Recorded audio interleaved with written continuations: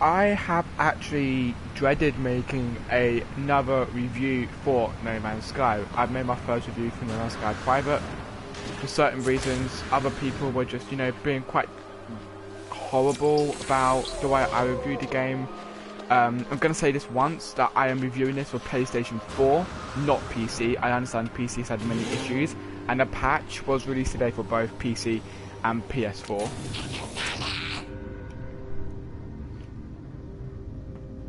But, as I said, I'm reviewing this for PlayStation 4, not PC.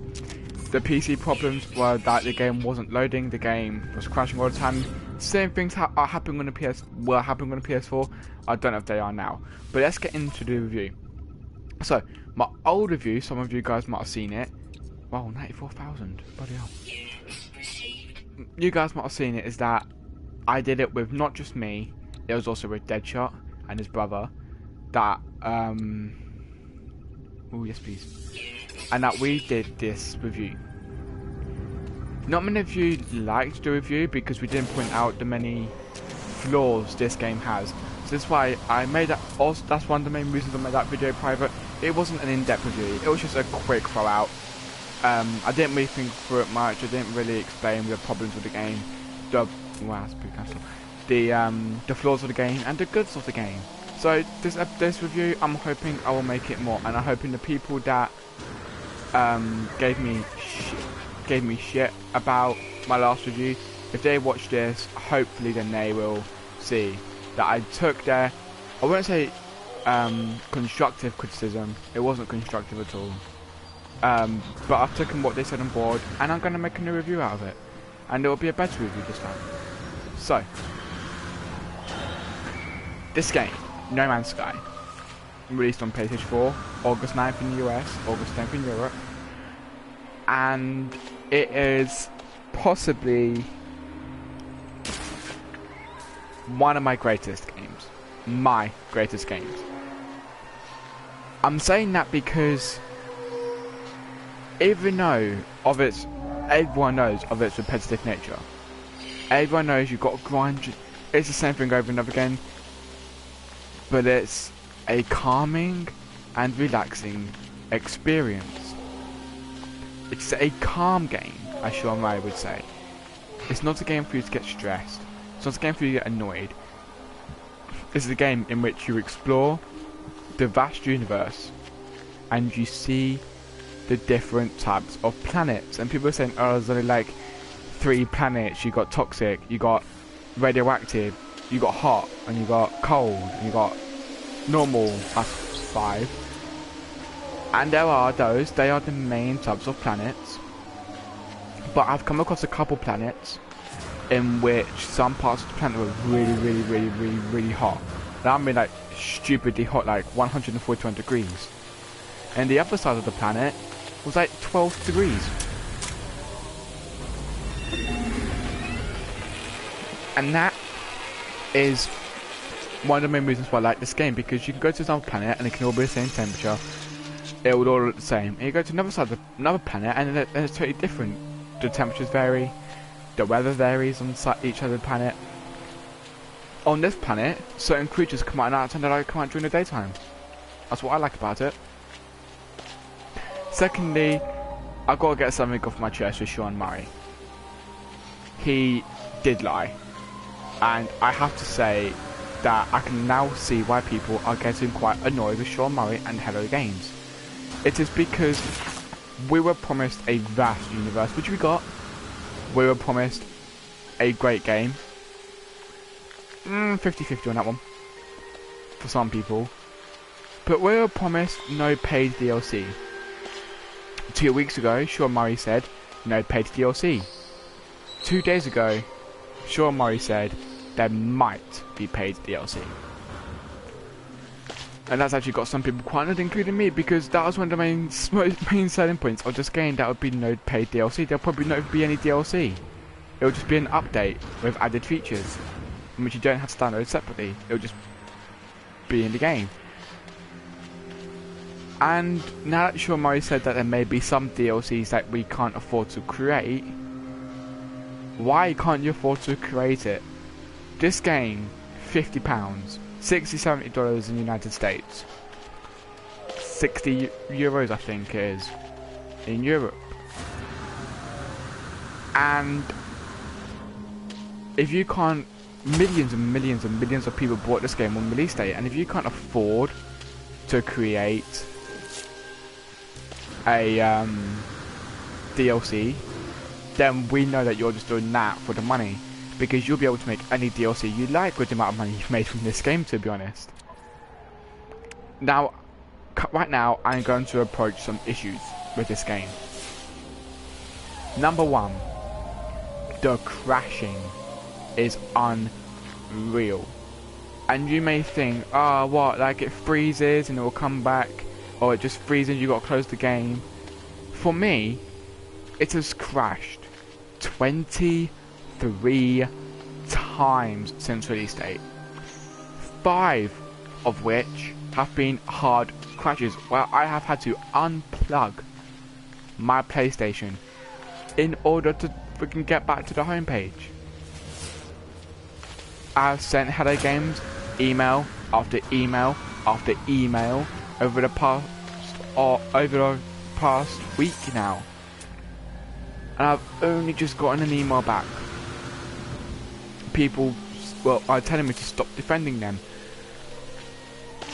I won't stop defending Hello Games for what game they've created, because if I'm going to be honest, this game is a milestone in games, okay? Like, you try creating a game this big and not have any problems with it. But people saying that this game to be launched with bugs after bugs after bugs, and that sometimes the game won't even work. And people saying they had a ridiculous sized budget. They did not have a ridiculously sized budget. They approached Sony. Sony didn't give them that much money, as I have read on multiple sources. I can't link them down. I'm on PlayStation. And okay, so they might have had a budget, but let me tell you something. Destiny. Oh. Okay. I thought that was a gravitation for them. Destiny had a developmental budget of around $260 million. And when I had that game on Xbox, it was riddled with bugs. Most of the time I couldn't even play the game. Now, as far as bugs are concerned, there are some. I've come across quite a few. I've actually fallen through the map a couple of times. That's with every other game. People are telling me that I need to stop defending them because they released a game that's broken. Call of Duty is more broken than this. To this day, Call of Duty Black Ops 3 is more broken than this game. Not on PC where you can't load it, just with overall glitches. Now I'm going to talk about some good points of this game. The good points are the variety of life. That's different. Every planet has something new. You will never find the same life on the same planet. Each planet is varied. Okay, I've come across many planets with green grass and red trees, yes. But I've also come across planets with green grass and blue trees, orange grass and yellow trees. I've come across many planets where it's just a wasteland. There's nothing, no trees, no building, well, buildings obviously. No trees, no flowers, no water, barely any elements, barely even iron. The randomness of space, that's another really, really good thing. When you fly into space, you're at space station. Oh, I'll warp over here. You fly into space, random space battles. You fly into space, 2 enemy ships are attacking you, 10 enemy ships are attacking you, 15 enemy ships are attacking you, and you have no reason why. You might have something valuable in it, you might not. You might have attacked a ship that you can't remember about, and their family or their race is getting revenge on you. It's random. The randomness is so insane. And one more awesome point of this game, and I have to say this, is the monoliths. the languages you've got to learn. There are so many words for each one. Look at this, right? Go to my journey. I have learned 186 words. Most of those are Gek. I can still barely understand the Gek. Barely. It's like they have figured out a word for every word in the English dictionary. That's insane. I'm never going to find all the words for the Gek, all the words for the Viking, all the words for the Vorkat, because I can't remember that name. Plus you got the Atlas language to learn. I mean, I'm on the Atlas path. Well, I'm not anymore because I can't remember which way it was. I've managed straight to the centre of the universe now, but I just love the fact that there are so many languages to learn that I will probably never get to finish languages. And that will bug me. That will bug the hell out of me.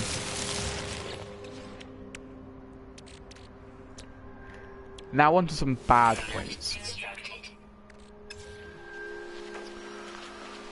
This game is repetitive. It's just so repetitive. Some people won't like it. I myself, I'm okay with it. Although I cannot wait for 1.04 update to come. This game is probably the biggest grind game I've seen. You got World of Warcraft Vanilla, that's a grind game. You got multiple ways to grind in that game. You got so many as I've been informed by one of the commenters on my previous review, that you got so many ways to grind on World of Warcraft Vanilla. And on this one, you've got 2 ways to grind. Multi-tool. Oh my spaceship! Multi-tool spaceship. This is how random this game is. I would usually have to find coordinates for a crashed spaceship. And I found one out in the middle of nowhere.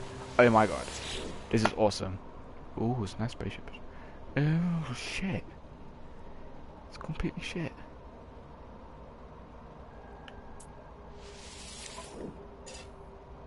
Yeah, look, mine's got 18 slots. So what we'll do though is yes.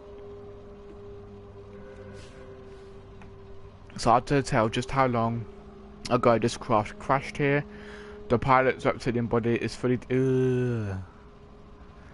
The pilot's skeletal hands is clutching something. I go to investigate, but a noise from the cargo hold distracts me. Investigate noise. I am spotted by a local bee somehow feasting on a device being transported in a hold. It smashes me as it bolts. I gather the cargo and the creature has fled. Wow, that hit quite hard. Oh god, now there's gonna be a ball. The balls come out at this time. So let's head back to my ship. But yeah, that is just that was actually a really good example of how random this game is. But it's also a really good example of how bad this game is sometimes. See, if I'm going to find a random ship on the planet, I want it to be better than my current ship. Okay? I don't want to come across a random ship and it will have 12 slots, 1 hyperdrive, maybe 2 shields, and a phase beam. Phase beam is shit in this game. I hate it. I want it to have warp drive. I want to have warp drive data. I want to have 4 shields. I want it to have so much more photon cannons. I want to have the cannon damaged upgraded, the cordon upgraded. I want to have it all upgraded. I want it to be better than my current ship, or have the exact same stuff as my current ship, but with a lot more spaces. And here's a thing I want on this game, and I think a lot more other people will agree with me when I say this, is that when you got a ship, and you find a ship and it's got better guns, but you've got a warp drive, or warp drive theta, or warp drive sigma, or warp drive tau, you should be able to transfer technology installed in your current ship to that ship. Otherwise, what's the point in getting that ship? Because you have worked so hard to upgrade this ship. You come across a new ship. It's like your ship. Maybe it's even worse than your ship. Oh, you bastard. He's a violent thing. Oh, let's try one. But, oh, look at that. What is that? Oh, copper. Nice. But, yeah, so you, as I was saying, you've upgraded your ship so much. You've worked your butt off getting the resources you need. You've worked your butt off getting the resources you need to fix that ship. Only to find out you can't transfer any of your current technology that may be more powerful on that in your ship to that ship. I don't know why they didn't think of allowing you to transfer technology. Another problem I have with this game is its terrible interface. It is terrible interface. You've got to hold down X and square and circle and R3 and R2 to launch for what? You've got to hold it down for quite a bit. Why? If you want to sell something, you just press X on it. If it was a mistake, put a buyback option in it. If you want to build something, you build it. You shouldn't hold down. Actually, I reckon holding down X and building is more realistic in a way. But it shouldn't be for everything. It should just be for slight things. Like if I want to go into a trading computer, the Galactic Trade Network, I should be able to go there, press square. If I want to select a planet, I should just press X and get there, not hold it for half a second. If I want to upload stuff, I should just be able to upload it and not hold it. The AI on this game is terrible, and I hope they do fix it. I really do hope they do fix it. Now, an update for this game came out today for both PS4 and PC, and it addressed most of the various glitches, the various bugs, the various game-breaking bugs and that this game has. And to be honest, I've only just managed to get onto the game today. I've been walking around all day. I had to do some stuff today, and I've only just managed to get to it and play it. And I have no idea what the patch has done. I looked online, and it was mainly just PC stuff that I didn't really understand, like AMD support and that lot. Oh, bugger! Ow! Fucking hate those pools. Ah! Fuck! Cool.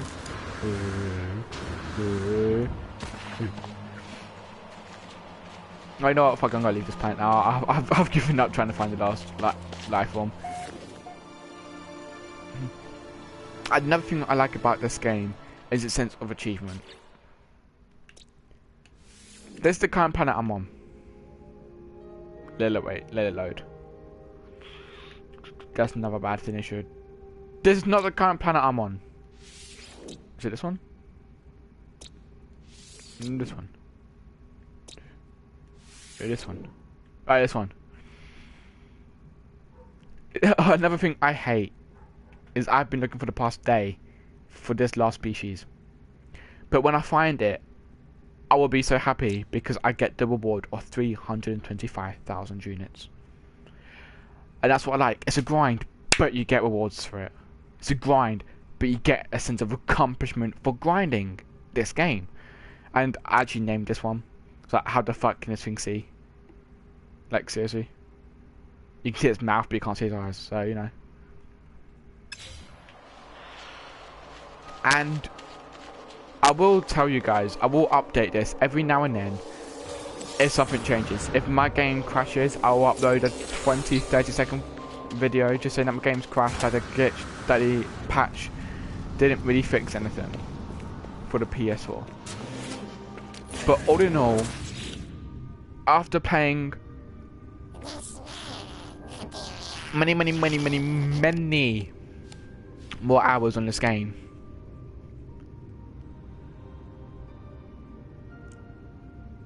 I can say that this game is a work of art. The art style is lovely. the Gek, the Viking, the Volcax, the Vortex, the Vorax, whatever they're called. No one looks the same. They all have different character models, which is amazing. Last time I did a review, I gave this game a score of 7 out of 10. I'm gonna give this game a score of 6.8 out of 10. It's okay. Just above average. So far the best game I've played this year. I'm also gonna tell you a little story. Tom Clancy's The Division was riddled with bugs. People really didn't care about bugs, but Ubisoft fixed them immediately, okay? Now you've got to remember, Ubisoft has thousands of workers. Hello Games, No Man's Sky has bugs, major bugs. Fixed immediately, really, after a couple of days. 12 workers. No matter what game you're going to get, guys, it is going to be riddled with bugs. For some people, it will work. For some people, it will not work. It's just the luck of the draw. But after playing this game for about another 30 hours, I can say this game 6.8, 6.9 out of 10. That is my review today, guys. I will probably be reviewing FIFA 17 if I can get it. Watch Dogs 2, look forward to that. WWE 2K17, look forward to that.